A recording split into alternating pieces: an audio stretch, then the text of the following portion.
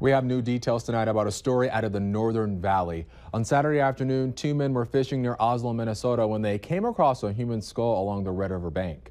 Valley News Team's Ryan Laughlin met up with one of those men who shares his story, the beginning of a mystery law enforcement officials are now trying to piece together. On the Red? Minnows and worms, and we've tried shrimp and just about everything else under the sun. Bradley Adamski knows how to catch them. It's been a rough couple days. We were kind of surprised with the way everything turned out. More surprising than the slow bite the last couple of days, the discovery they made on the bank. We stopped right next to shore, and it was within arm's reach, so I just leaned over and I picked it up and turned it around, and it was a skull, and it was absolutely shocking. Adamski said it was just 3 miles south of here on the Red River from the Oslo boat launch where they found the human skull. He says he took some pictures with the purpose of showing law enforcement the position and location of the skull. We're going to show you a blurred version of those photos. A warning, they're considered graphic. That's where it was. It was sitting just like that when we seen it, and we noticed the roundness of the skull. And then when I flipped it over, this is what I ended up seeing, and you could tell that it was sitting in the dirt like that. Adamski says it was obvious it had been there for a while and that the lower water levels had exposed the bones. If the water was at its regular level that it normally is this time of year, we never would have saw it. Now, a new guessing game. God, who could this be? And how did they die?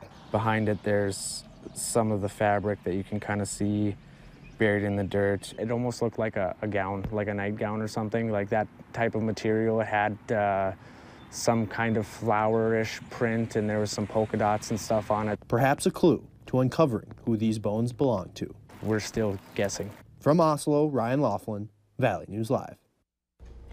Adamski did call police. They searched the scene and found more bones. Polk County Sheriff's Office say they are handling the investigation, and the remains are in Grand Forks to be identified. A chicken farm in Lake Park, Minnesota, just southeast of Holly, caught fire late this afternoon, and fire crews were battling the blaze for hours. Now, we're told the chicken farm, part of Bear Farms, did have animals in it at the time of the fire, and they more than likely died. Fire departments from Holly, Lake Park, and several other rural cities came to put out the blaze, which at times would flare up once it seemed the flames were put out. The cause, of course, isn't known at this time.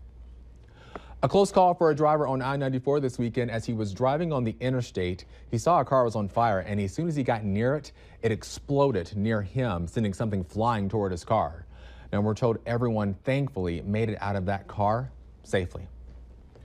If you take your kids to the Tot Spot in Moorhead, you're going to have to find another daycare for them.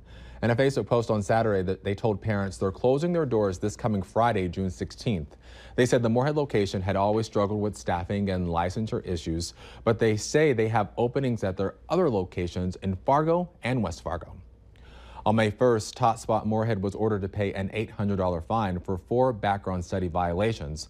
Essentially, 4 employees were supposed to be removed from their positions, and that didn't happen.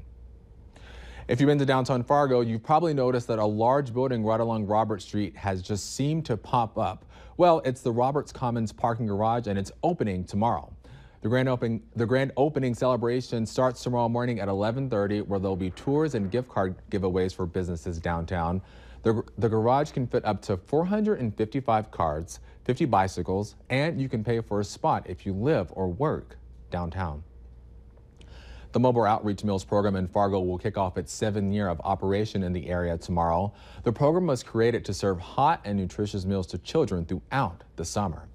The meals will be served at McCormick and Madison Park from 11:15 to 11:15 to 11:45 and 12:15 to 12:45 respectively, with events for kids to follow afterward. Music means different things for different people, but for some it can help change their lives. However, any musician can tell you that instruments aren't cheap. Valley News Team's Clint DeRose has a story of one Moorhead man hoping to help those less fortunate clear that hurdle.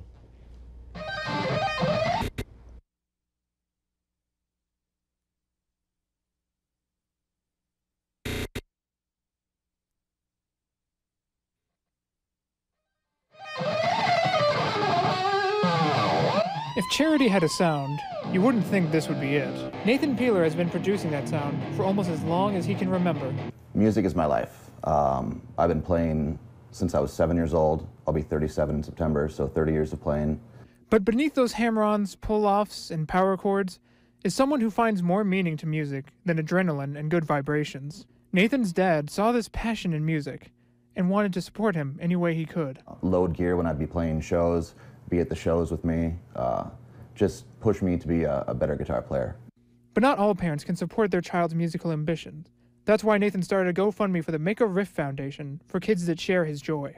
It means the world to me, and that's the feeling I want to have kids have whose parents want to give them something, but they can't, and that's where I want to come in and be like, here, this is one of the greatest things that ever happened to me. The Make a Riff Foundation would give kids and teens the starting gear that they would need to play the guitar and some lessons to get them rolling.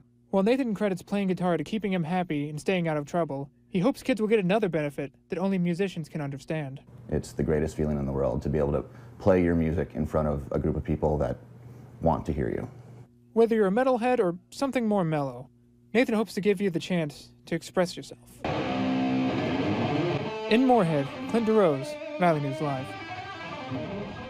Nathan says he's been a little surprised by just how much support he's already received. And if you'd like to help him out, the Make a Riff Foundation, that is, we have a link to that GoFundMe page. Just look for the story on valleynewslive.com.